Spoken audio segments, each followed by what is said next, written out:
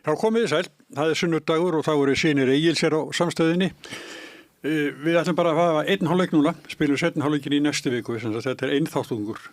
Og til mín eru konir Magnús Árni Skjöld Magnússon, Ólafur Adolfsson, María Rut Kristinsdóttir og Birgir Ármannsson, sem er svona eini sem er inn í fyrsta sinn. Já, það passar. Til hamingju með það. Búin að vera að fresta þessu í heilt ár. Þú varst í samskiptum við mig fyrir svona ári og ég gaf þér loforð að ég kæmi, en svo hef ég nú verið svona ekki mikið að taka þátt í þessari pólitísku umræðu. Það er ekki bara gaman að koma til. Jú, það er aðeins stressandi að fá smá umræðu á sunnudegi.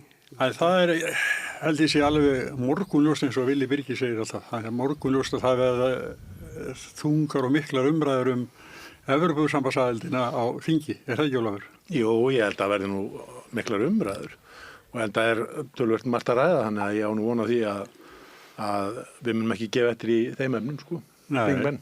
Nei. En vonandi verða þær umræður, sko, bæði frá stjórnarliðum og stjórnarandstöðu. Þetta verði ekki þannig að stjórnarandstaðan sitji í einum póntuna. Jú, það er þetta óskinn. Það segir reynslan sem að munum sem að fylgst lengi með þessu. Ég held sér tækifæri núna til að breyta því þá. Já. Það er nú oft þannig mitt í þessum stóru umræðum að sko til að byrja með þá er þáttaka úr öllum flokkum, en svo vill það þannig til að stjórnarandstaðan svona er þolinmóðari þegar að kemur að svona umræðum, sko. En ég segi bara fyrir sjálfa mig að bæði sem þingmaður úr stjórnarliði og stjórnarandstöðu þá er skemmtilegra ef það er lifandi umræða þar sem ólík sjónarmið koma fram, sko. Það reynslan segir okkur eitt. Já, ég meina það er gangverkið í þinginu virkar þannig, sko, að stjórnarliðarnir náttúrulega vilja koma málum sem hraðast í gegn og stjórnarandstaðan stendur á móti því og þá náttúrulega verður veran í pontunni ákveði vopni í þeim átökum, sko. Það er ekki alveg saman hvernig menn láta. Ég held að það hefði verið í bókun 5. Bókun 35. Já, þegar að Karl Gauti var að lesa held ég bókum íslenska dráttarbrautir. Já, ég menna það hefur auðvitað gengið misselt á, sko, einhvern tímann í málþófi út af svokölluðu fjölmiðlafrumvarpi 2004 sem þú manst nú væntanlega vel eftir. Já, mjög. Að þá snerist það svolítið í höndunum og Björgvini G. Sigurðssyni að ætla að lesa bókina Frelsið eftir John Stuart Mill frá upphafi til enda. Já.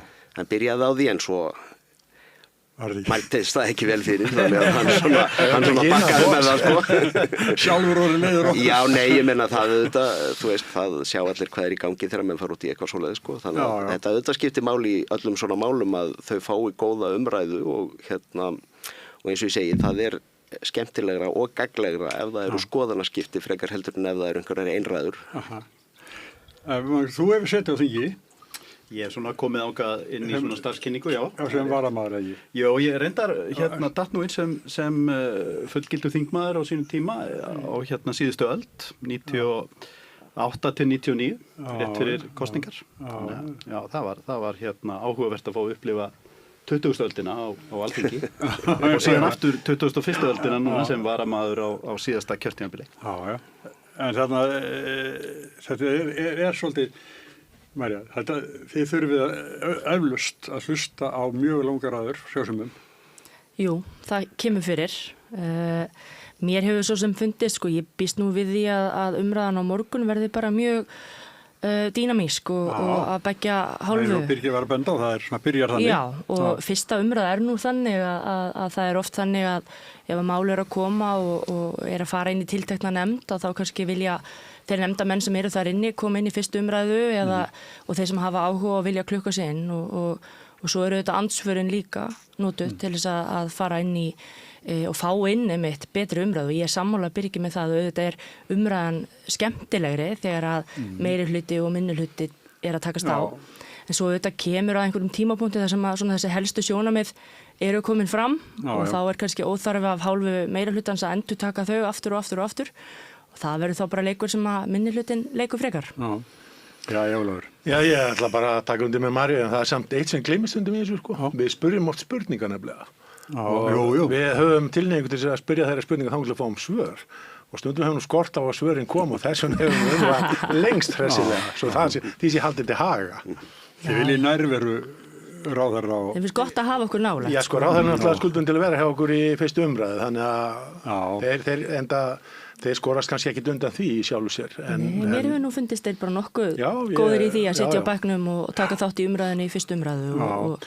En má ég spyrja ykkur all, trúið að reiknið með því að það verði þjóðaratkvæðagreiðsla 29. ágúst eða mun þingið draga þetta of eða? Ég, svona, með að við reynsluna, ég náttúrulega ekki í þinginu, þannig að ég veit ekki alveg hvaða samtölu hafa átt sér stað. Það er langmestu reynsluna. Jú, en ég menna þetta náttúrulega bara fer eftir því hvernig dýnamikinn á staðnum á hverjum tíma. En ég myndi segja að, sko, fyrirfram þá myndi ég halda að þessi tímasetning gæti staðist, en það eru þetta ekkert ljóst fyrir umræðan búin, bæði fyrsta og önnur umræða, sko. Af því að lögin kveða á það að frá því að Alþingi samþykkir tillögu þjóðaratkvæðagreiðslu þurfa að lágmarki að líða 3 mánuðir og ef allt fer í skrúuna þá náttúrulega getur svo tímasetning breyst, en hins vegar þá svona utanfrá séð þá reikna maður dæmið þannig að þjóðaratkvæðagreiðsla yrði samþykkt á einhverjum ákveðnum tíma, þar að segja að ríkisstjórnin hefur sitt fram að lokum, en þessi tímasetningu þetta getur eitthvað, ég meina þingið ákveður tímasetninguna og þingið ákveður líka endalegt orðalag spurningarinnar, þannig að það eru þetta ákvarðanir sem sko ráða miklu sem á í raun og veru eftir að taka þó að þingið fái hér í hendur tillögu ríkisstjórnarinnar, þá getur að breyta henni með eins og hætti. En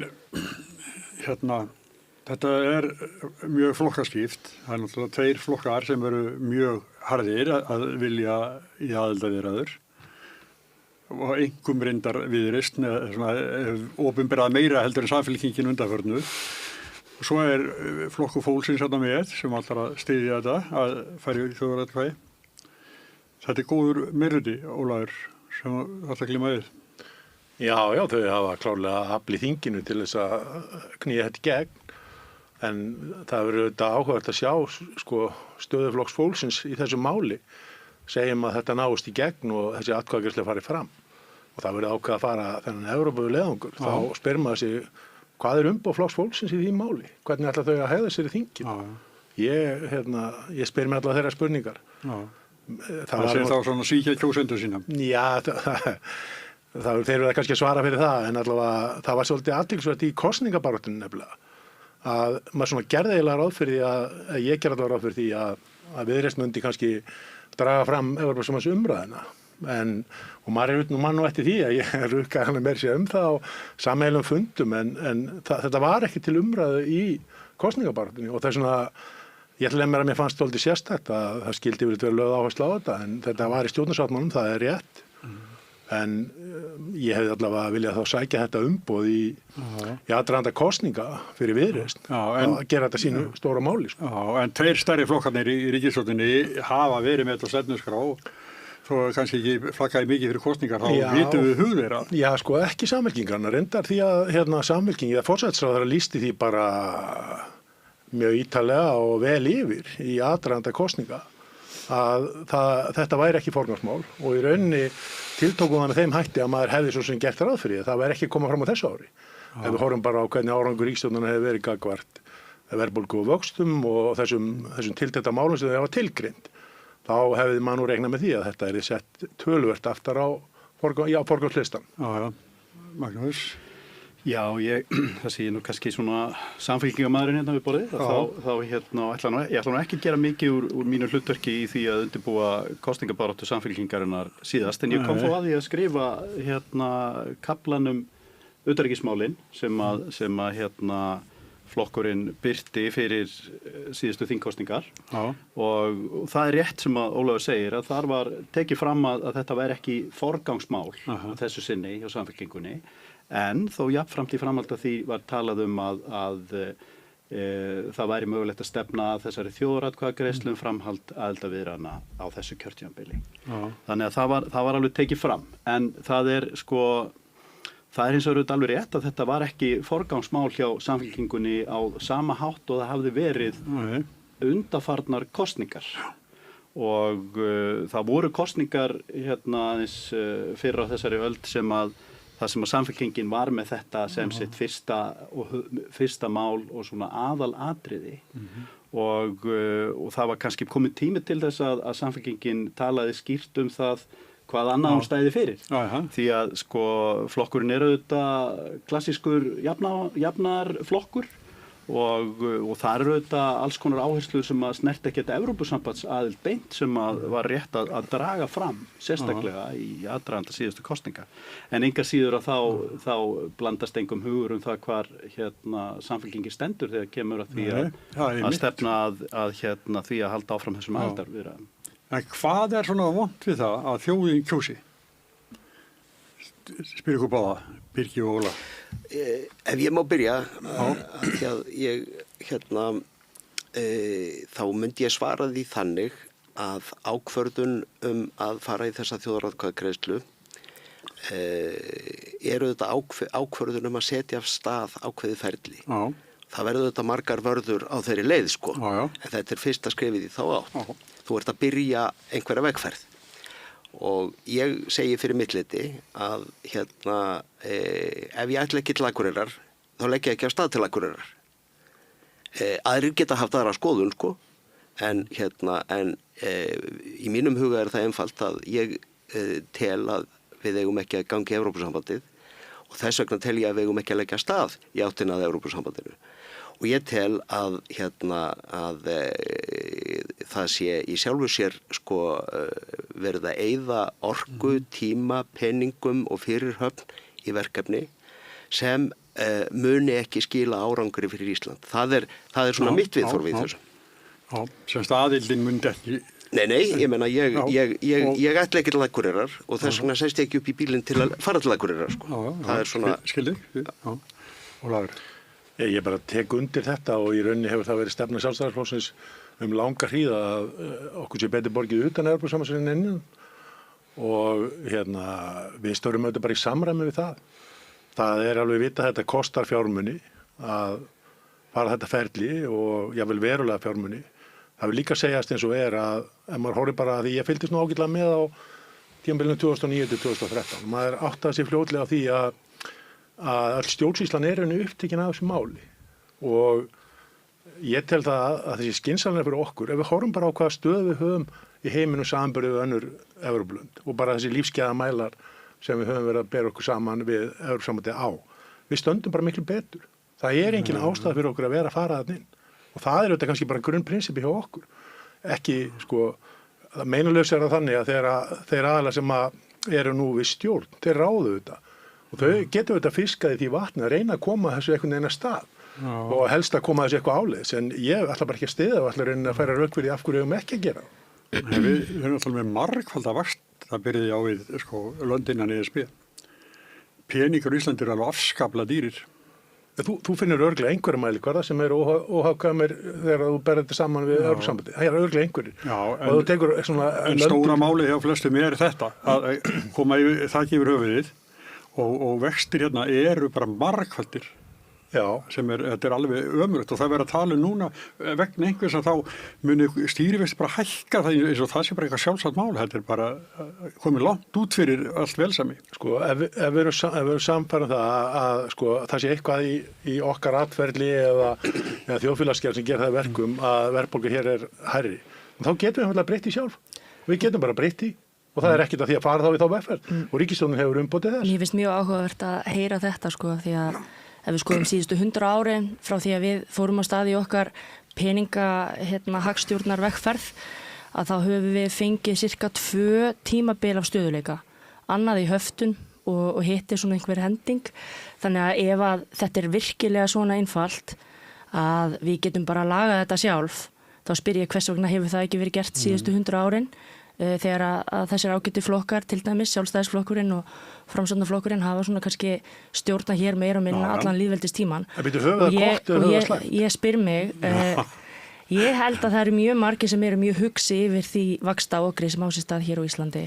Við erum í samkeppni núna við önnur lönd lífskjör og ég og því miður alltaf mikið af vinum sem að hafa kosið að fara út, að mennta sig og ætla ekki að koma aftur heim. læknar og hámennta fólk sem hefum sannarlega gott af að fá aftur hingað heim til að taka þátt í að byggja upp okkar góða samfélag og þegar ég spyr hvers vegna ekki, þá það yfirleitt þetta, þessi sveiflur og ófyrirsjáanleikinn og vinur minn sagði við mig daginn, heyrðu María, veistu það, ég veit svona sirka hvað ég að fara að borga mínum lánum eftir 1 ár, veist þú það? Ég gat ekki sagt já við því. Nei. Þannig að þetta stór spurning og mér finnst líka því að vinur minn Ólafur fór aðeins að tala Viðreisn og kosningabaráttu. Ég held að viti allir fyrir hvað Viðreisn stendur og í síðustu kosningabaráttu þá sannarlega vorum við mjög skýr okkar vegferð, við sögðum, næsta skref þjóðaratkvæði, við ætlum ekki að taka ákvörðun fyrir hönd þjóðarinnar næsta skref, það þjóðin sem gerir það. Svo Viðreisn stofnuð utan svo mörg önnur frábær gildi sem að við vorum að tala í kosningabaráttunni. Ég til dæmis fór ekki Viðreisn út af Evrópusambandinu. Það mjög margir sem halda að þetta sé það eina sem við pælum í og hugsum og það bara svo langt því frá að það sé það eina sem að Viðreisn stendur fyrir. Þannig að við vorum að tefla fram efnahagsmálunum, frelsinu og andlegri líðan í síðustu kosningabaráttu og svo auðvitað kom umræðan yfirleitt frá vængjum minnihlutans, hvar Evrópa, af hverju eru þið ekki að tala Evrópusambandi? Það vegna þess að í stundum hef ég velt fyrir mér hvort það þrá ekki að liggi meira þeim megin eða okkar megin, vegna þess að ég meira svona að segja heyrðu, næsta skref þjóðarinnar, við förum í þjóðaratkvæði 29. ágúst, já, ég trúi því að við stöndum við þá dagsetningu, þjóðin á næsta leik og næsta spurning frekar einföld, eigum við að halda áfram eða ekki? Já. Magnús, þú vilt Já, það tvennt kannski, fyrst kannski bregðast við þessu með hvort við höfum það ekki svo gott, sko. Jú, auðvitað eru mörg hér á Íslandi sem hafa það alveg ágætt, en sko...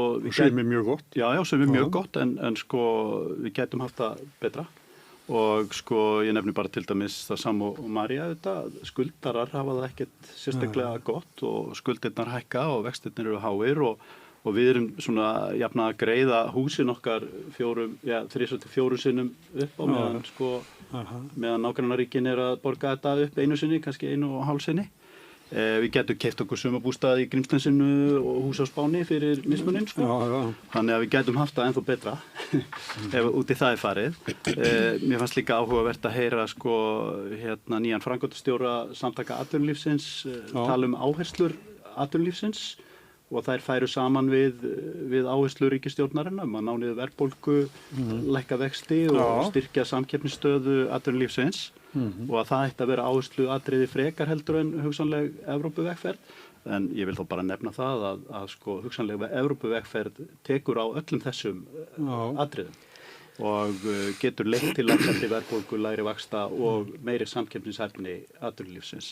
En það önnur umræða. Mér langar hins vegar til að bregðast aðeins við því sem Birgir sagði hérna. Við værum að byrja þessa vegferð. Við værum að taka ákvörðun það að byrja þessa vegferð.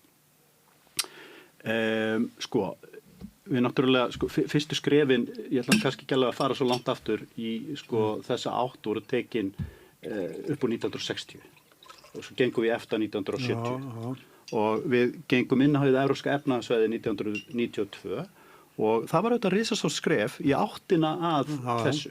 Og hvernig var þið Evrópska efnahagssvæði til? Jú, það var til í samningum Evrópusambandsins og EFTA-ríkjanna sem þá voru, megna að þeim gekk þessu að bara beint í Evrópusambandið leið þau höfðu tækifæri til. Og sko blekið var vart þotnað á samningnum með Evrópska efnahagssvæði þegar þau voru bara komin inn í Evrópusambandið, Svíþjóð, Finnland og Austurríki. Og sko við erum auðvitað drjúgum hluta þáttakendur í þessu ferli. Við erum inn á innri markaðnum, við höfum tekið þátt í öðrum samstarfsverkefnum sem okkur hafa staðið til boði, ég nefni bara Schengen og náttúrulega samstarfið í menntamálum og rannsóknum og það allt saman sem við höfum notið mjög góðs af. Og sko við erum á flegi ferð fyrir utan það að við höfum sótt aðild að Evrópusambandinu Alþingi Íslendinga sótt aðild að Evrópusambandinu 2009 Sú umsókn hefur ekki verið afturkölluð formlega af Alþingi Íslendinga það var gerð tilraun til þess að hálfu ríkisstjórnar Sjálfstæðisflokks og Framsóknarflokks 2013 til 2016 en sú tilraun fórst nú ekki mjög björgulega úr hendi þannig að sko við erum auðvitað á flegi ferð í þessu ferli og Evrópusambandið að breytast, aðstæður hafa breyst við erum að sjá nýjar öryggisógnir í heiminum sem að þarf að sko huga að við erum svo sem ekkert að gera neitt glæsilegt mót Íslendingar í efnahagsmálum þessar mundir Þið vitið, ég var bara að hlusta á fréttirnar að leiðningað og þar var verið að tala um það að hlutabréfavísitalan íslenska bara steindauð og sko hlutabréf á Íslandi eru ekkert að að hækka í samræmi við það sem gerist annars staðar. Nei. Og sko, það þannig alltaf að tala sko að hagvöxtur hefur verið lítill sem engin undanfarin ár. Ég meina verðbólgan er farin út úr öllum böndum, vextir eru himinháir. Ég meina þetta ekkert glæsilegt. Það alveg Evrópusambandsríki sem að standa sér betur í þessu, þó það séu líka Evrópusambandsríki sem að standa sér verr. Ég meina ræddu bara Þýskaland núna. Það er bara Þýskaland, sem er rauninni kannski öxullin í málinu, sko. Já, Þýskaland er auðvitað stórt og sterkt ríki og það skiptir bara miklu máli að það sé, það gangi vel í Þýskalandi fyrir okkur, en sko það er ekkert Evrópusambandinu að kenna hvernig gengur í Þýskalandi og sko, ég veit ekki hvernig Þýskaland myndi standa, hvort það stæði eitthvað betur ef það væri ekki í Evrópusambandinu, ég skil vel frekar ólíklegt. Ég veit bara hvað að byrja sko. En ég veit að hvað á að byrja. Þetta er alveg rétt. Þetta er allt svo mikið spekulasjónir. Kannski fer maður alltaf mikið og svona nýskilgreti. Það er svo fyndið sko í þessari umræðu. Það er alltaf bara hvað með þetta land, hvað með þetta land og hvað með þetta land. Og þá gleymum við leið að Evrópusambandið er í raun og veru samband sjálfstæðir og fullvalda ríkja sem að velja að taka sér saman í Evrópusambandinu til þess að standa vörðum ákveðin gildi viðskipti, frjálsa för og allt þetta sem við svo sem njótum með EES-samningnum. En það er alltaf einhvern veginn svona tekið eins og þessi eitthvað eitt Evrópumeðaltal og það gildi. Það er ekki þannig, alveg svo það er ekki eitt meðalhiti í Evrópu. Þá er bara hitastigið ójafnt, það er ólíkt vaxtastig, en það er samt sem áður lægra en hérna á Íslandi. Ég er mjög glaður að heyra að María nefnir þetta að það sé ekki eitt Evrópu vaxtastig vegna þess að fyrir einhverjum maður ruglar öllu þessum kosningum saman sko, en fyrir einhverjum kosningum þá voru flokksbræður Magnúsar Árna að keyra á það að við þyrftum að fá hér Evrópuvexti, það er krafan Evrópuvexti. En ég segi svona en ég ætla bara að segja sko, blekkingin í þessu að mínu mati er svo að halda að sko með inngöngu í Evrópusambandið sé hægt að laga það sem við erum öll sammála að sé jólagi hér með vextina en það hafi engin önnur áhrif, engin önnur efnahagsleg áhrif, að þú taki bara sko efnahagsmál eru samspil mjög margar að þátta og þú ætlar að laga vextina og það ætlar að gera með því að ganga í Evrópusambandið og taka upp evruna en haldið þið að það hafi engin önnur áhrif á efnahagslífið heldur en bara vextina. Væntanlega hefur það áhrif á alla þættina sko. Já. Þannig að það þarf að skoða þetta heildstætt. Þannig að það að tala vextina sem einhver afmarkastærð væri svona svipað eins og ég ætla að gera það að aðal baráttumáli mínu gegn Evrópusambandinu að það sé hátt atvinnuleysi víða í Evrópu. Sem þið gerið reyndar. Já, við gerum það með. En ég segi sko, þú veist, það þýðir ekkert að taka eitthvað svona eitt og ætla að keyra á því eins og þið hafið verið að gera síðustu árin. Já, það sem ég held að sé... Bara vextina, ekkert annað nefnt heldur en vextina. Það sem ég held að sé mjög svona brunabjölluna, sko. Við getum ekki verið með margfalda vexti á við aðra þjóðir. Nei, en það sem ég held að sé mjög svona ruglandi fyrir fólk, sko, þarna úti, sem að ég vorkenni nú svolítið núna, fólk sem er óvíst, fólk sem veit ekki alveg í hvort fótinn það á að stíga. Og það hlustar á málsmetandi fólk sem er algjörlega sannfært að þetta sé algjör og ógöngur sem við erum að fara út í og svo hlustar það á málsmetandi fólk sem segir þetta er bara algjörlega frábært. Og svo stendur það klemt þarna á milli og fólk er einhvern veginn öskrandi svolítið á hvort annað með staðhæfingar. Það er hægt að fá undanþágur. Nei, það er ekki hægt að fá undanþágur. Það er svona, það er hinsegin. Og hvernig á fólk að geta tekið upplýsta ákvörðun í þessu umhverfi? Og ég held að við öll sem erum að ræða þessi mál þurfum að líta pínu í eigin barm með það hvernig við nálgumst þetta viðfangsefni núna vegna þess að næsta spurning er einföld. Hún er, viltu halda áfram aðildarviðræðum við Evrópusambandið eða ekki?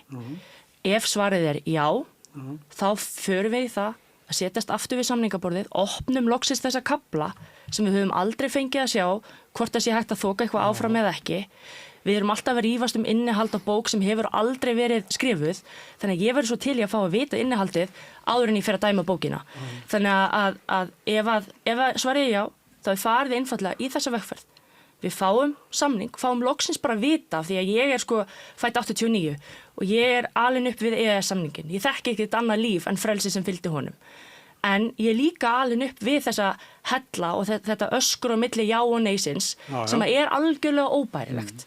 Við þokumst ekkert áfram svona. Ég held að leiðin til þess að þoka okkur áfram sé að fá að vita hvað stendur, getum við tryggt okkar hagsmuni. Þorgerður Katrín var mjög skýr á blaðamannafundinum og Kristrún og Inga líka að þær myndi ekki kvitta upp á samning sem að til dæmis myndi afsóla okkur auðlindunum okkar. Ég vil fá að vita þetta, svo að sjálfsögðu þið samningur aftur borin undir þjóðina og þjóðin myndi þá fá að segja já eða nei við inngöngunni. Við erum ekki að segja já eða nei við inngöngu í Evrópusambandið í ágúst. Hvað er óljóst í þessu? Já, Óli, allt í lagi. Hvað er óljóst í þessu? Ég var nefnt til dæmis það að læknar vildi ekki koma til Íslands. Af því að væntanlega því að kjörin er að vera svo léleg hérna á Íslandi. Ég ætla bara að segja að þetta er bara algjört kjaftæði, sko. Ég meina, læknar hafa það bara mjög gott á Íslandi. Við læknafélagum daginn þar sem að var að tala um að þetta verði vandamál. Læknar hafa það mjög gott á Íslandi. Ég held að vandamáli fyrir læknarna sé það, þeir hafa bara einn vinnuveitanda, sko. Ungt fjölskyldufólk hefur það ekkert sérstaklega gott á Íslandi, sko. Ungt fjölskyldufólk, það er alveg hárrétt, það er vegna þess að við höfum orðið í vandræði með húsnæði. Og það er fólki sem ég er að tala um. Já, nákvæmlega, en við getum Læknar sem eru að klára nám úti er ungt fjölskyldufólk sem kýs að vera frekar úti en að koma heim. Sko, ef við horfum á til dæmis bara eins og húsnæðismarkaðinn sem hér hefur oft verið nefndur sem svona orsök þess að það sé mjög erfitt að koma heim fyrir fólk sem er í námi í útlöndum. Það var nú líka erfitt að fá húsnæði í útlöndum sem að segja það allavega til dæmis í stórborgunum. En ef við nefnum bara höfuðborgin okkar Reykjavík, hver er ástæðan fyrir því að hér er ekki húsnæði í nægilegu frambúði? Hver er ástæðan? Er ekki ástæðan svo að menn er einfallega ekki að brjóta land? Menn er að byggja hér á þéttingareitum og menn hafa verið að búa til í rauninni hér umhverfi í húsnæðismálum. Var Evrópuumræðan orðin erfið eða? Nei, ég er bara að segja því við getum lagað hluti hérna heima í okkur. Ég meina, er einhver hér á Íslandi sem segir til dæmis það að vinnumarkaðsmódel íslenska sé heilbrigt og sé gott og sé til þess fallega að draga úr verðbólgu? Er einhver sem segir það? Ég held ekki. Ég held að flestir séu bara sammála það að við væri með aðeins þroskaðara vinnumarkaðsmódel. Þá væri hlutinir einfaldari hér. Hvernig má það vera til dæmis? Ef við horfum bara núna á síðast. Að opinberir starfsmenn leiði hér launahækkanir 11%. Meðan að til dæmis útlýningsatvinnuveginir er að taka 4-5%. Er þetta normal? Nei, þetta er ekki normal. Þetta getum við lagað sjálf. Af hverju gerðu þau það ekki? Það er mér alveg upp á þig, sko. Já, við erum að vinna í þessu. Við erum okkar leið. Það, sko, já, það er báðið búin að biðja múrið. Já, mér langar bara til þess að bregðast til þessu sem að Birgir var að tala um hérna með vextina og það. Þetta er bara hárrétt hjá Birgi. Það á ekkert bara einblín á vextina þegar talað er um efnahagslega áhrif Evrópusambandsaðildar. Því að þau yrðu þetta fjölbreyttari. Núna er verið að vinna skýrslu á vegum ríkisstjórnarinnar áhrif þess að taka upp evru. Ég hlakka til að fá niðurstöður hennar og lesa þær. Það var gerð svipuð skýrsla undir forystu Jóns Sigurðssonar fyrrverandi forsætisráðherra og seðlabankastjóra fyrir einhverjum 15-16 árum og hún benti til þess að það væri okkur mjög hagfellt að mörgu leyti að taka upp evruna, að það myndi skila okkur að meðaltali, ef ég man þetta rétt, þetta er orðið langt síðan, 2-3% til viðbótar í hagvöxt, jafnvel á ári, þannig að það þótti mjög hagfellt á þeim tíma, þetta var auðvitað á árunum eftir hrun og allt það. En sko, þannig auðvitað eru önnur efnahagslega áhrif af því að taka upp nýjan gjaldmiðil heldur en bara vaxtastigið. Og þetta er auðvitað langtíma skref. Þetta er skref sem er tekið til áratuga jafnvel. Já, ég veit ekki hversu lengi gjaldmiðlar endast svona almennt, sko, en breska pundið hefur sjálfsagt endst einhverju aldir. Við vitum ekki hversu lengi evran endist. Eða eru gjaldmiðlar sem eru upp í dag. Þannig að auðvitað þetta er langtíma skref. Og það sem gerist að því ég tel og bara svona educated guess er það að sko það að Ísland gerðist aðili að Evrópusambandinu myndi þýða aukna tiltrú til dæmis erlendra markaða og fjárfesta á íslensku atvinnulífi einfaldlega vegna þess að það væri þá alveg óyggjandi innan þessa ramma. Við erum auðvitað innan þessa ramma stóru leyti með aðildina að Evrópska efnahagssvæðinu en við erum að sjá eins og eru undantekningar á því núna þegar eins og með kísilmálminn síðasta haust þar sem við vorum skyndilega bara utandýra og það kom mjög sko flatt upp á alla og það er auðvitað ekki staða sem við viljum vera í. Þess vegna held ég að það myndi auka stöðuleika, fyrirsjáanleika og minnka sveiflur og ófyrirsjáanleika á íslensku efnahagslífi að vera fullir aðilar að Evrópusambandinu. Það er mín trú, ég held að það myndi vera afleiðingin og sko, til langstíma litið held ég að það geti skila sér í sko, tölverðum ábata fyrir íslenskt atvinnulíf og samfélag. Ég er náttúrulega alveg ósammála þessu en hérna bara tek hins vegar undir það að þetta auðvitað langtíma sjónarmið og langtíma umræða sem þarf að eiga sér stað og þessi viðtæku áhrif náttúrulega koma fram með ýmsum hætti meðal annars í því að sveigjanleiki Íslands atvinnulífs yrði minni, efnahagsumhverfið yrði bundnara sveiflum sem eiga sér stað í öðrum hagkerfum, stórum hagkerfum á meginlandi Evrópu. Þannig að það gæti hugsanlega nýst okkur í einhverjum tilvikum en það gæti hugsanlega unnið gegn okkur í öðrum tilvikum. Bara hárrétt. Þannig að það er hlutur sem þarf að hafa í huga. Magnús nefnir skýrslu Jón Sigurðssonar og fleiri frá sennilega 2010 eða eitthvað svona 10-11. Það var líka hagfræðingaskýrsla sem kom út hérna fyrir svona 6-7 árum undir forystu Ásgeirs Jónssonar áður en að var seðlabankastjóri sem sýndi aðra niðurstöðu. Þannig að það eru ýmsar skýrslur til þetta og ýmsar pælingar það. Ég ætlaði aftur að færa umræðuna kannski, og þið fyrirgefum mér þó að ég sé svolítið ferkantaður í þessu, ég er bara þannig gerður að hérna formalisti og eitthvað svona. En ég staldra við og skrifaði reynda greinu það í Moggann í gær hérna þetta orðalag að halda áfram viðræðum, sem er sú spurning sem kemur fram í þingsályktunartillögu ríkisstjórnarinnar. Og þá segi ég halda áfram hverju og á hvaða forsendum. Af því að við erum að tala ferli sem vissulega var hafið sumarið 2009 en dó út, það bara var sjálfdautt veturinn 2012 til 2013 og hefur ekki verið hreyft við í síðan Nei. Síðan hefur allt mögulegt breyst. Þannig að þá spyr ég gefur það rétt að mynda við þessu að það sé verið að halda áfram því sem frá var horfið þar? Er þetta eins og bara spólan í kassettutækinu, þú getur ítt á hold og svo play bara einhvern tíma seinna og þú heldur bara af stað frá sama lagi í á kassettunni og sem sagt auðvitað er það ekki þannig. Þannig að ég myndi segja að eitt af verkefni þingsins verður auðvitað að velta fyrir sér hvort að þetta orðalag sé leiðandi, hlutrækt eða hlutlaust og hvort þetta gefur rétt að mynda því verkefni sem farið yrði út í ef niðurstaða meiri hluta kjósenda í þjóðaratkvæðagreiðslunni yrði já. Ég varpa þessu fram. Hefur þú lesið kaflana sem var búið að semja Ég hef kynnt mér þetta, ég stóð mjög nálægt þessu á sínu tíma og eftir þetta þá var ég að skoða þetta náttúrulega allavega í 2-3 ár meðan ég satt í utanríkisnefnd 2013 til 2015. En það var auðvitað þannig að þegar á árinu 2012 og þá má nú lesa alls konar vandræði sem voru í gangi á því stjórnarheimili þá meðal annars í ágættri bók Össurar Skarphéðinssonar Árdregans, svo ég auglýsi hana nú hér, hún er ábyggilegt sölu á bókamarkaðnum í Garðinum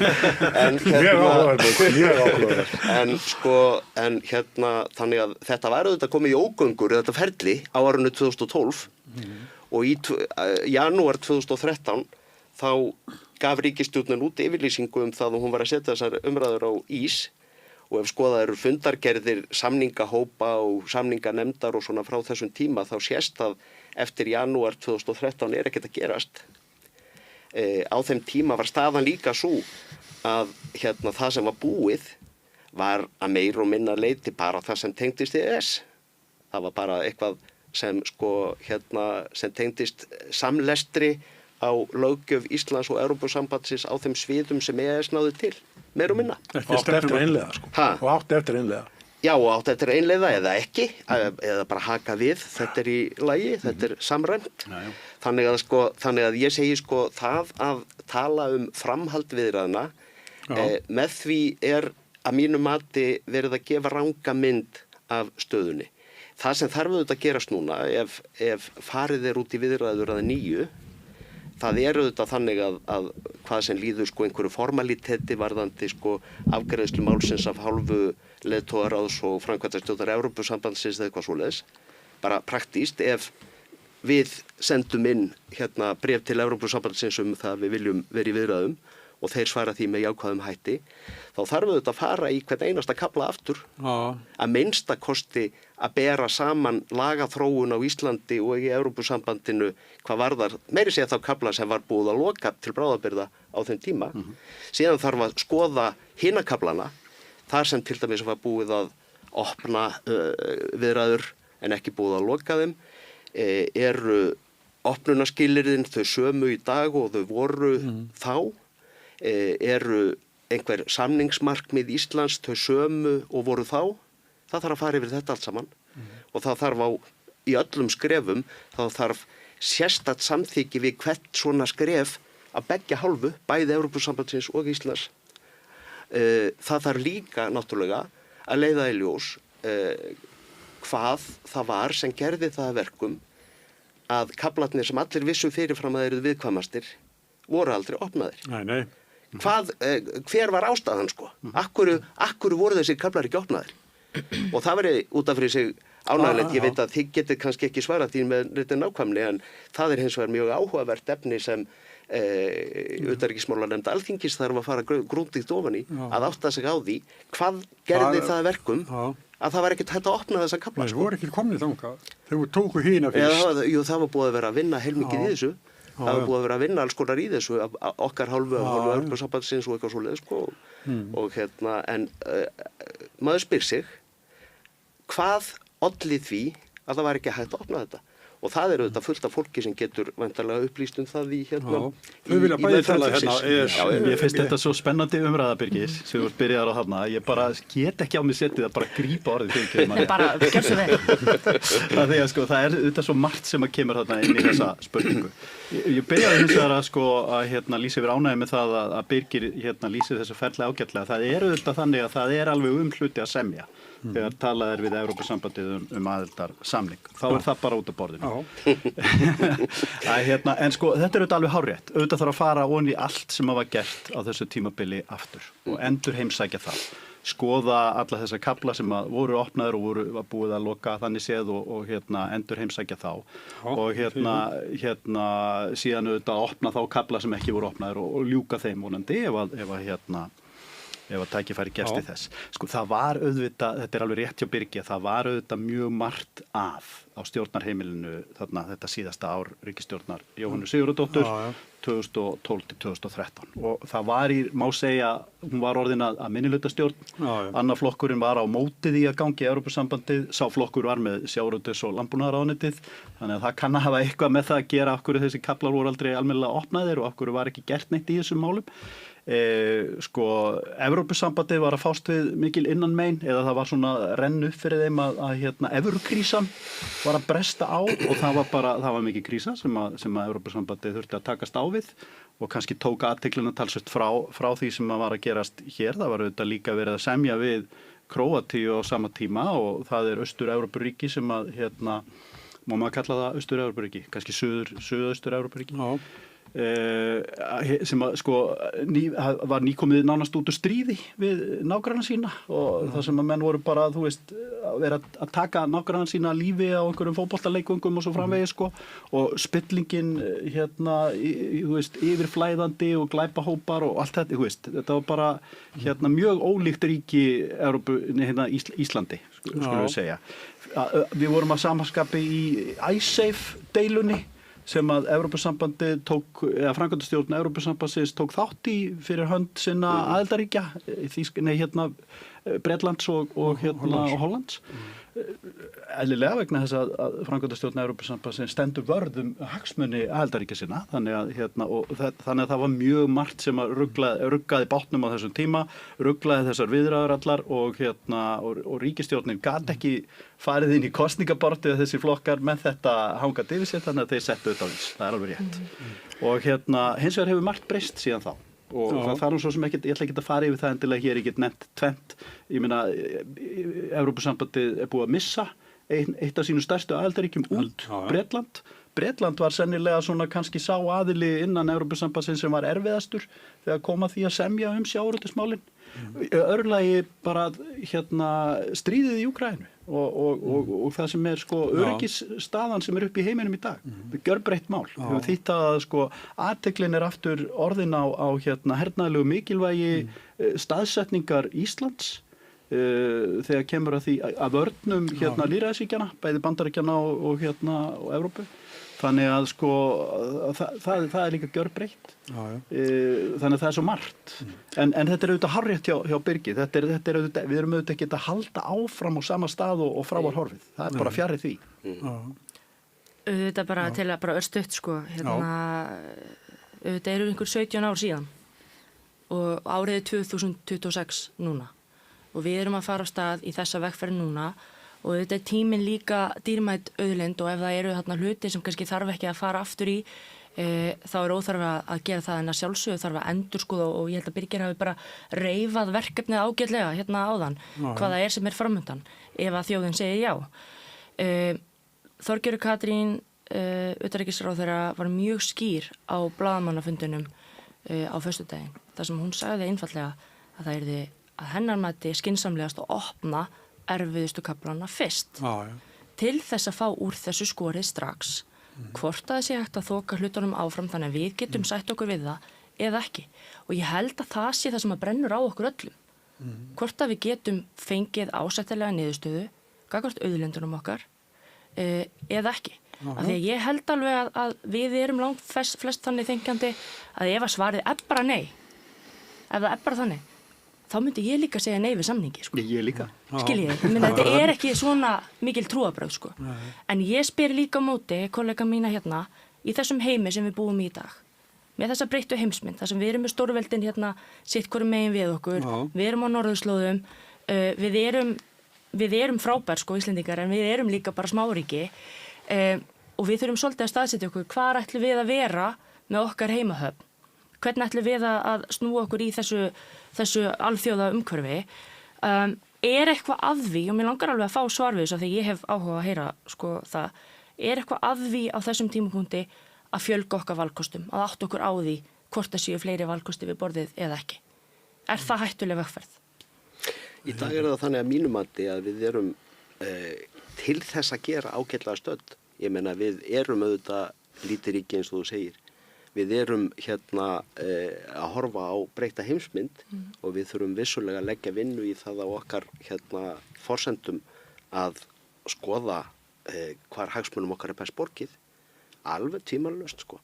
En ég held hins vegar að það sé ekki rétt að hefja þennan leiðangur núna og ég reyndar var það ekki það má segja sko sérstaklega fyrir okkur magga sem erum búin að vera lengi í þessu ég held að við hefum fyrst verið vorum við ekki í einhverju útvarpsdebatti sem var tekið upp á kaffihúsi í Kópavogi fyrir svona 25 árum Evrópusambandsmál 35 árum Já, mér minni það að Þess vegna segi ég það var svo gott að leiði þetta í jörð að ég segi sko þannig að sko við skulum orða það þannig það þarf ábyggilega mikið til þess að Magnús Árni verði ekki tilbúin að ganga í Evrópusambandið á sama hátt þarf mjög mikið til þess að fá mig þangað sko og ætla ég sé þá ekki fulltrúi þeirra sem er svona Nei, þú ert náttúrulega þrælmert en hins vegar eins og ég segi sko þá er það þannig að sko að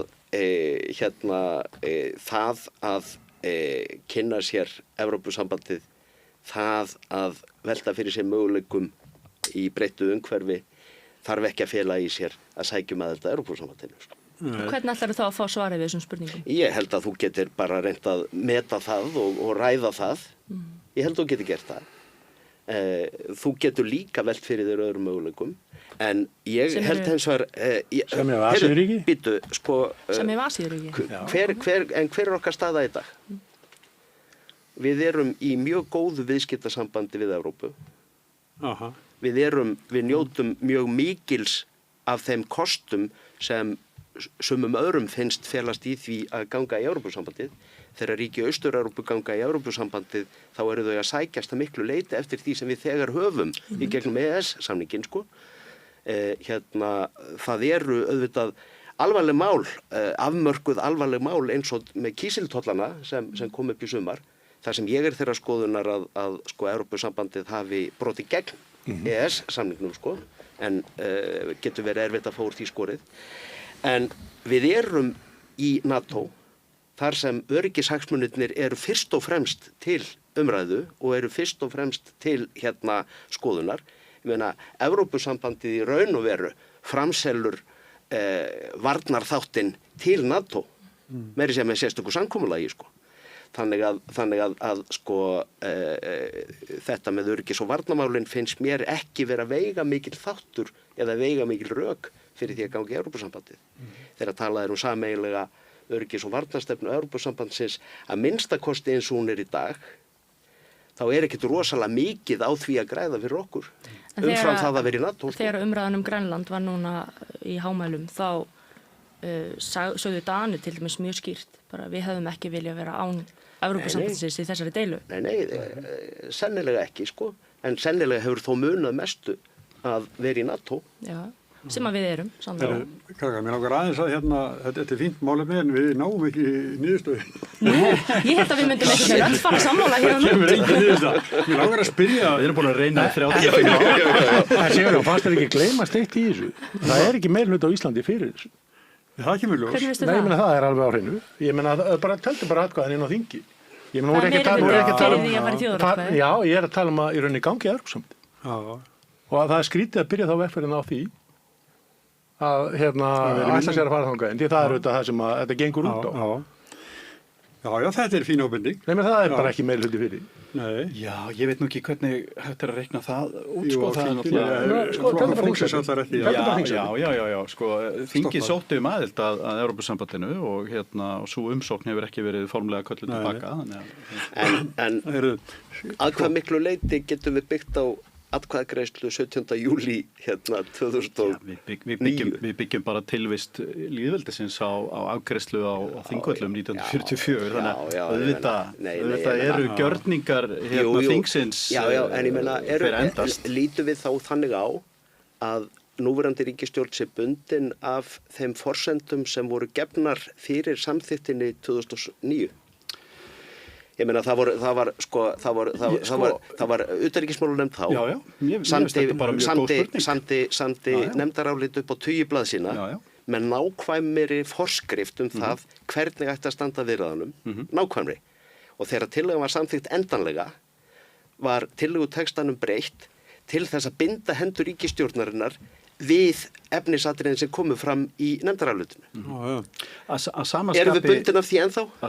Erum við bundin af því ennþá? Ég meina við erum náttúrulega, ég ekki að segja við séum bundin endilega af þessari afgreiðslu. Við höfum ekkert verið að sinna henni undanfarin áratugi eða svo, skilur mig. En auðvitað eru gjörningar á Alþingi sem að ráða því hvernig við höfum málum okkar til frambúðar, til framtíðar og endast inn í framtíðina. Ég bara velti þessu upp. Nákvæmlega út frá þessari pælingu sem ég með. Ég er náttúrulega ekki lögfræðingur, Birgir. Er þetta nýjar viðræður? Já. Eða þetta framhald á einhverju gömlu? Og ef þetta framhald á einhverju gömlu, erum við þó bundin af þeim forsendum sem farið var að stað með sumarið 2009? Að samaskapi mætti þá segja að við værum bundin af þeim afgreiðslum sem að þessar viðræður komist þó allavega að á sínu tíma, en við vorum sammálum það áðan að það þyrfti að endurskoða það. Og svo eru þetta nýtt þingsályktunartillaga sem er til umræðu í þinginu á morgun sem væntanlega undirbyggir lagalegan grundvöll. Já, og væntanlega þarf þá utanríkismálanefnd líka að fjalla sömu þætti og utanríkismálanefnd fjallaði 2009. Það heldur hljóta að vera. Já, þetta fær bara þinglega meðferð. Og jafnvel nýja þætti. Já. Og ég menna þá bara verið að byrja upp á nýtt. Þetta er búið að vera... Er einhver nær að það er ásættanlega niðurstaða? Þá ekki bara að fara. Já. Marja, af því að nú nefndir á þann að þú myndir ekki samningin nema að það var gefið ásættanlega niðurstaða í til dæmis auðlindamálun okkar. Hvað er ásættanlega niðurstaða? Það við höldum allir. Að við séum með forráð yfir okkar auðlindum. Að öllu leyti, óskert.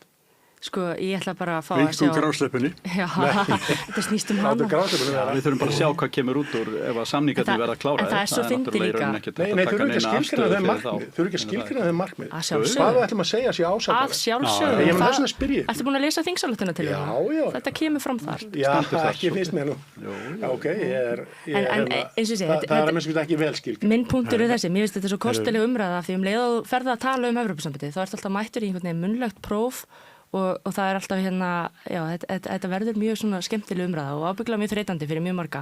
En ég held að í öllu falli þá snýst næsta skref bara þetta og þetta er einföld spurning, ætlum við að halda áfram og fóru þessu skorið eða ekki? Ætlum við að fjölga valkostunum fyrir Ísland? Já, nú má ég alveg aðeins að byrja upp á öðru, það er náttúrulega eru kosningar bara framöndan. Já. Bara það er stutt í kosningar, það er verið að raðast inn á framboðslista og fyrir sjálfstæðisflokkin sýtt þess að kosninga miklu máli. Sama hvernig kostingar það fara, það koma sjálfstæðismenn inn allstaðar. Mér að vinna hvað flokkun hefur hvað fylgir fyrir það minkað. Eftir að Birgir hætt á þingi? Já, það verður nú hægt að setja það sæmingi. Við höfum ekkert annað hérna. Það er ekkert annað til að vinna. Nei, ég bara tek undir þetta. Ég menna fyrir alla flokka en skiptir það gríðarlega miklu máli hvernig þessar kosningar fara bæði hér í Reykjavík og vítt og breitt um landið.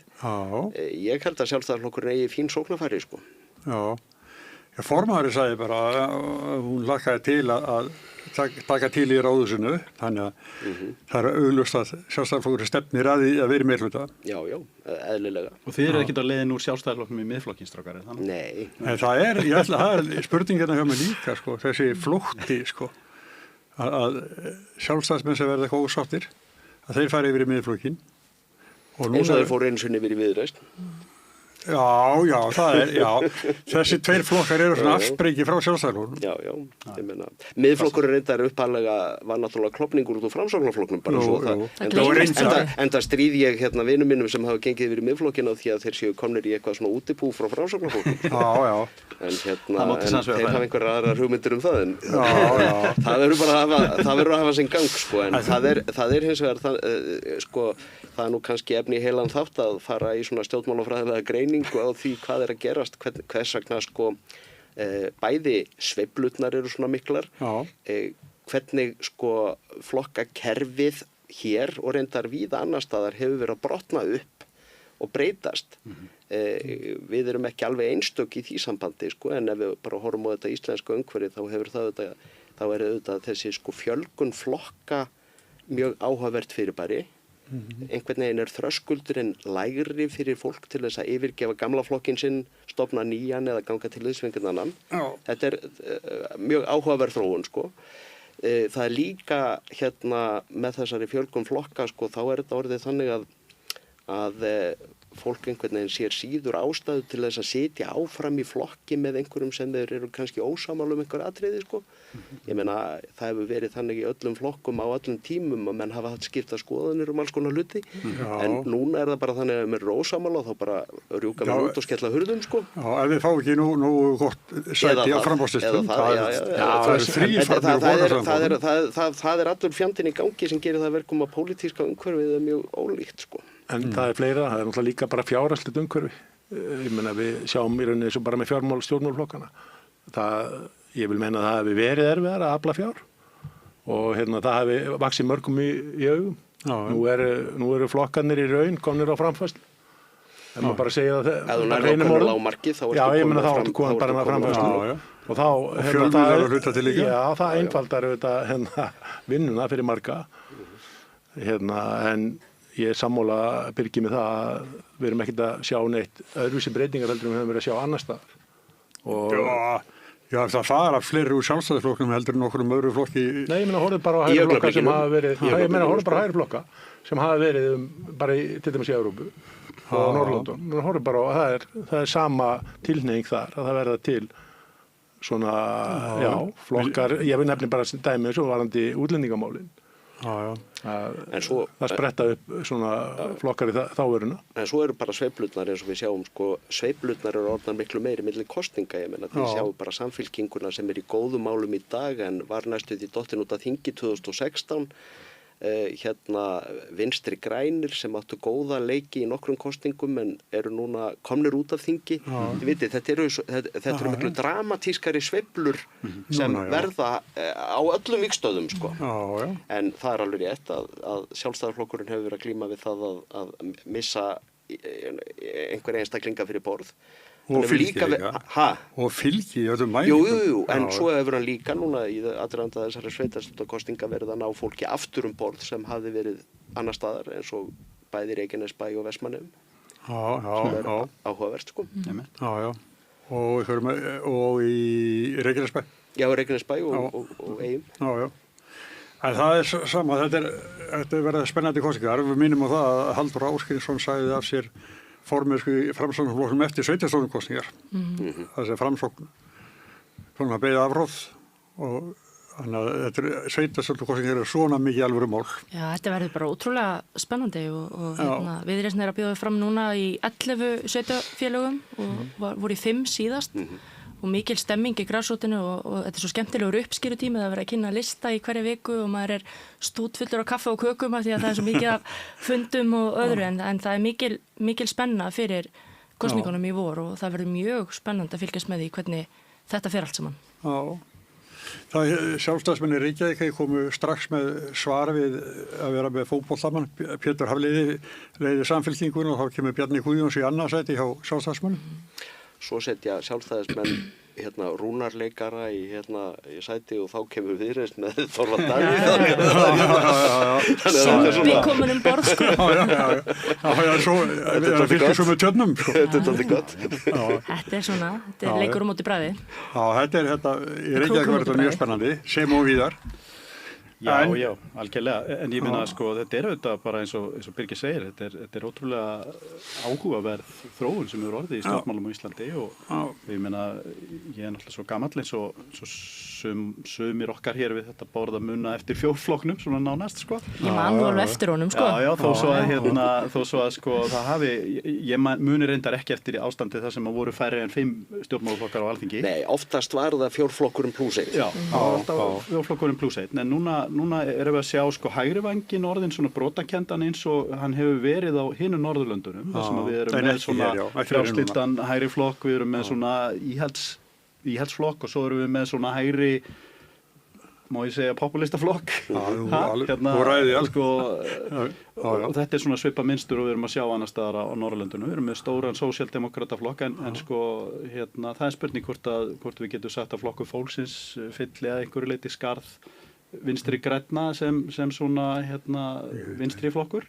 Flokkur fólksins. En hann er áhugavert fyrirbæri. Hann vil nú ekki kannast við að vera vinstri flokkur. Hann er áhugavert fyrirbæri. Hann hefur ákveðna samsvörun við danska þjóðaflokkin, Folkeparti, eins og sá flokkur var tíma þegar hann var að rísa upp, að vera með mjög harða stefnu í útlendingamálum en á sama tíma mjög örláta stefnu í sambandi við almannatryggingar og velferðarkerfi og eitthvað svoleiðis sko. Sem er auðvitað grundvallastefna Flokks fólksins, er það ekki? Jó, ég myndi halda það, en ég segi sko ef við farið í orðræðu þingmanna Flokks fólksins á síðustu árum þá hafa forystumenn þar gengið lengra til dæmis í útlendingamálum heldur en flestir aðrir sko. Já, stór orð fallir. Já, mjög harðir sko. Bara... Og það hefur verið var kannski partur af árangri flokksins í síðustu kosningum og kannski að einhverju leyti skýring á því að hverju fylgið mælist miklu minna núna hjá þeim sko. Fólki fyrst, svo allt hitt, við konum þetta alveg vita bókar. En já, þau eru uppskera, bara er það ekki, sín mál hérna. Flokkur fólksins? Já. Jú, það finnst mér. Er það ekki? Jú, þau eru bara, og það er rosalega gott að vinna með þeim. Það er Þið bara látaðu fá grásleppi og svona og þá fáum við koma ykkar mál til baka. En að öllu ganni sleftu sko, þá er Flokkur fólksins auðvitað bara segluflokkur, búin að vera í minnihluta í 7 ár og ég var nú baku tjöldin þessi 7 ár í hliðarsal Alþingis og fylgdist með umræðinu það. Þú varst nú í forsetastól. Þú var alltaf í hliðarsalnum. Já, ég var alltaf í hliðarsalnum og þú alltaf í forsetastól og allt mjög heimilislegt en þau hafa auðvitað haldið svona sínum málflutningi á lofti bara að festu og seglu í allan þennan tíma, dag eftir dag, ár eftir ár og sitjum núna við ríkisstjórnarborðið og ég held að þessi ríkisstjórn ef þú horfir á Viðreisn, Samfylkingu og Flokk fólksins þá þetta flokkar sem spanna mjög breiðan grunn Íslendinga og öll þessi sjónarmið sem við komum með á borðið og Samfylkingi kemur með á borðið og Flokkur fólksins kemur með á borðið. Þetta eru mikilvæg sjónarmið af því að við viljum væntanlega að þjóðþingið okkar og ríkisstjórnin endurspegli svona það þýði sem að þjóðin svona það sem að býra að baki sko. Þannig að mér hefur fundist mjög gott að vinna með þeim í þinginu og við leysum öll mál bara í vinsemd og virðingu. Það auðvitað ólíka áherslumál. Nú verður alltaf harða sótt að ríkisstjórninni og kannski sko alltaf að sýta í keðjuna þá ferði veikastalhekkin. Já, mér hefur samt fundist þau bara standa það vel af sér og ég held að fyrir flokk sem hefur ekki áður setið stjórnarmegin þá margt að læra líka og fyrir okkur öll og ég meina fyrir okkur sem erum búin að vera minnihluta megin í 7 ár og fyrir flokkarnir sem hafa alla jafna verið meirihluta megin þá hefur þetta ár á þingi verið mikil lærdómskurfa fyrir alla aðila. Líka þau sem eru vön að stjórna og líka fyrir okkur sem eru vanari í hinum leiknum að þetta er sitt hvor leikjafræðin ef svo má segja og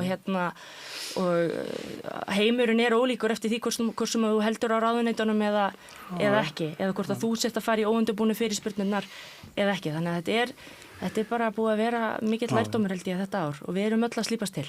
Ég ætla ekki að spá neinu hvernig hlutinni fara en ég segi sem sagt sko ég átti þátt í eða studdi ríkisstjórn á síðustu 2 kjörtímabillum sem hafði það bæði sem kost og veikleika að spanna mjög breitt svið.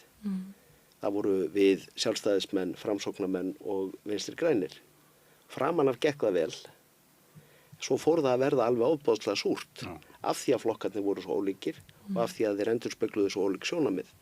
Og síðustu árin var helsta gagnrýnin sem við sjálfstæðismenn allavega urðum fyrir var það að við værum að gefa mikla málamiðlanir. Málamiðlanir eru nauðsynlegar í pólitík en þær geta líka verið óþægilegar fyrir alla þá sem að því standa vegna þess að það getur við satt stuðnismönnum flokkana eða grasrótflokkana það til kynna að þau séu ekkert að ná neinu fram, heldur alltaf að lúffa fyrir frekjunni í hinnum og svona sko. Og ég sko án þess að ég vilji vera með einhverja spádóma eða hrakspár eða eitthvað, þá held ég að þegar að líður á kjörtímabilið þá muni málum sko núningi út af svona málum fjölga í þessu stjórnarsamstarfi.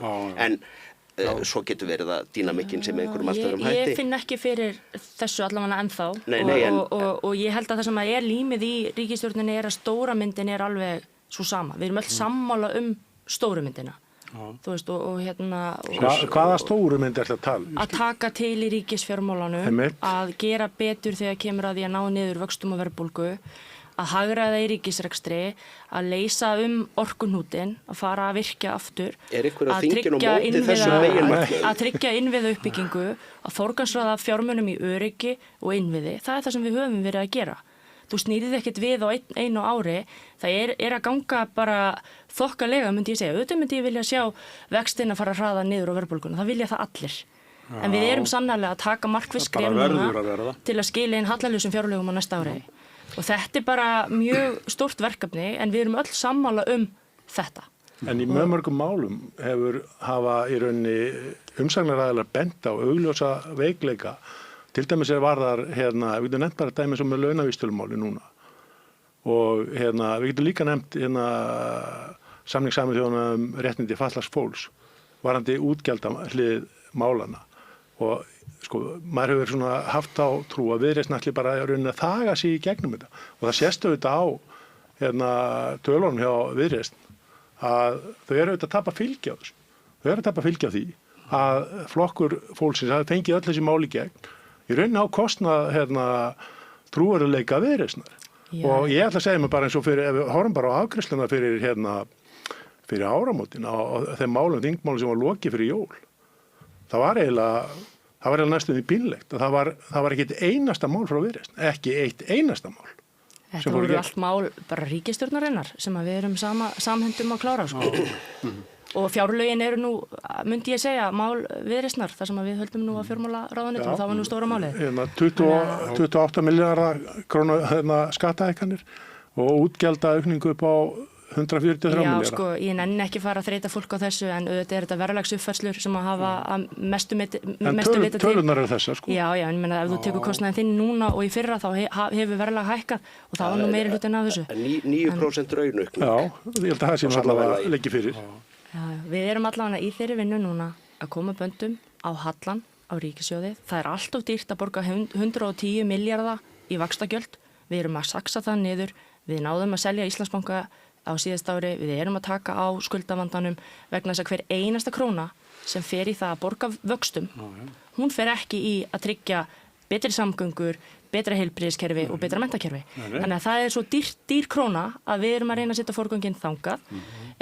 Þetta er ekki verkefni sem er klappað húrra fyrir og fólk er voða ánægt með það þegar það verið að taka svona til. Þetta tekur alveg á, þetta eru svipugöng, en ég trúi á það að afraksturinn, hann verður jákvæður í strax í haust. Hvað ætlum við að taka til? Ég meina, við erum að tala um 28 milljarða skattahækkanir. Við erum að sameina ríkisstofnanir, við erum að hagræða í ríkisrekstrinum. Já, nei, hvað er tiltektin í krónum og öðrum, sko?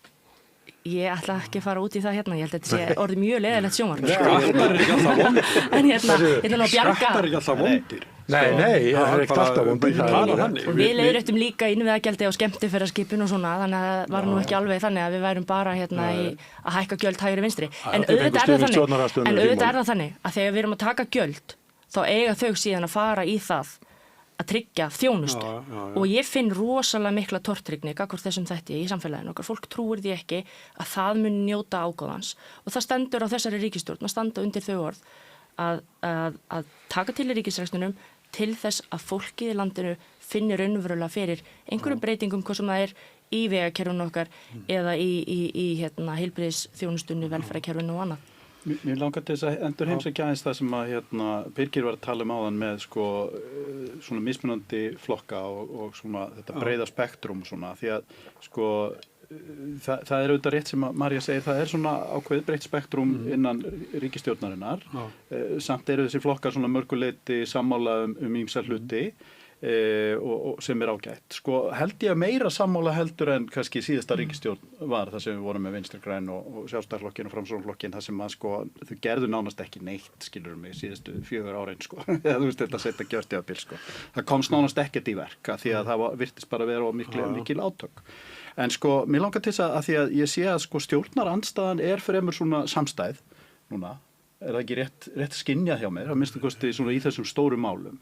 Mér langar að því að við vorum að tala hérna á hann að Sjálfstæðisflokkurinn er dálítið að missa svona fólk yfir til miðflokksins og svona. Hvernig ætlið að aðgreina ykkur í stjórnarandstöðu frá miðflokknum til þess að svona stoppa þennan leka, setja undir hennan leka, Ólafur? Hvernig sérðu það fyrir þér? Hvernig aðgreinið ykkur? Hver er munurinn á Sjálfstæðisflokknum og miðflokknum? Já, ég hef nú fengið þessu spurningu áður með sér á þessum vettvangi. Ég hlakka til að heyra það svarið. En ef við horfum í rauninni bara á hvernig stjórnarandstaðan hefur staðið sig, þá viljum við bara segja að hún hafi verið giska samstilt. Þar sé að við hefum allavega reynda að velja okkur sameiginlega þau mál sem að, við getum allavega verið sammála að séu vond og einbeitt okkur af því. Varðandi munin á miðflokknum og Sjálfstæðisflokknum, þá er það auðvitað þannig að við erum að koma út úr stjórnarsamstarfi. Við vorum auðvitað einhver leyti skilgreind út frá þeim stjórnarsáttmáli sem þar var og það er gert af stefnu Sjálfstæðisflokksins. Það er auðvitað ekki rétt og ég meina menn getur bara að lesa í gegnum stefnu þessar flokka. Það háttar eins og þannig til í miðflokknum. Það er nokkur hópur af Sjálfstæðismönnum sem hefur í rauninni til dæmis ekki fengið framgöngu í prófkjörum hjá Sjálfstæðisflokknum sem að fer þá bara einhvern veginn að lista hjá miðflokknum. Miðflokkurinn er skilgreind afkvæmi Framsóknarflokksins í rauninni klofningu þaðan úr. Og ég held að ef mann lesa í rauninni bara þessar stefnur sem að þessir tveir flokkar hafa, þá það er örugglega eitthvað sameiginlegt sérstaklega núna eftir að fjölgaði Sjálfstæðismannamanninni en ég held að þeir séu fyrst og fremst að fara kannski og þeirra velvilt hafi staðið til þess að þeir hafa enga merki með frá gamalli tíð og ber enga ábyrgð á í rauninni stjórnaraðgerðum sem dæmi. Þannig að fólk fer mildilega um það og svo hafa þetta verið stórkallalegir í ýmsum ummælum, til dæmis í útlendingamálum og fleira. Þú skrifar ekki undir þau ummæli? Ja, ég skrifa sjálfsögðu ekki undir þau ummæli að við viljum ekki nýta okkur allar kosti EES-samningsins. Við munum aldrei samþykja það. En ég held hins vegar að við höfum margt gert hluti með röngum hætti í útlendingamálum og það var það er mistök og þau tengja svo sem kannski þverpólitískt að vera að setja hér einhverja sérstakar reglur sem að gera Ísland meira aðlandi heldur en önnur lönd fyrir fólk sem á flótta og að leita sér hælis. Þeir báru nú ábyrgð á dómsmálaráðuneytinu meira og minna allan tíma. Jú, og það hefur alveg komið fram og oftar en einu sinni og oftar en tvisvar að það voru mjög mörg frumvörp sem að Sjálfstæðisflokkurinn lagði fram og fulltrúar Sjálfstæðisflokksins, ráðherra Sjálfstæðisflokksins sem fengu bara einfaldlega ekki brautargengi í þinginu. Meðal annars fyrir tilstilli Viðreisnar sem beitti sér að hörku gegn því að ég ætla að leiða mig að segja bara sömu mál og við erum að hjálpa þeim í gegnum þingi núna var þetta fólk að beita sig gegn. Þannig var bara, mann getur bara lesið í fortíðina hvað þetta var. Heyrðu, nú erum við búin að vera 70 mínútur og það er alveg hæfilegu tími. Þetta er fyrir hálfleikur. Þú ert að fara að horfa á ensku? Nei, ég er ekki með enska bolt. Jú, ekki með enska bolt. Nei, ég horfa ekki mikið að svona. Hvað er að fyrir? Ég læta það í lega sig bara. Það er bara þingrásum. Ég gerir það nú, ég horfa eitt góðan fótboltaleik. Magnús Hótti, Ólar Adolfsson, María Rutt og Birgir Ármannsson. Þakka ykkur öllum fyrir að koma, þetta búið að vera mjög gaman. En það er ein niðurstaða hjá mér. Birgir, þú hættir að snemma í pólitík. Já, við söknum þín. Já, ég sakna líka stjórnmálarna stundum, en ekki alltaf. Nei, þú ert rökfastur og flottur. Ekki alltaf. En þá var það dagskrár hess og bara aftur við vinnum nýja dagskrá á morgun sem verður svo sýnt annað kvöld, en við þökkum fyrir okkur að sinni. Verið sæl.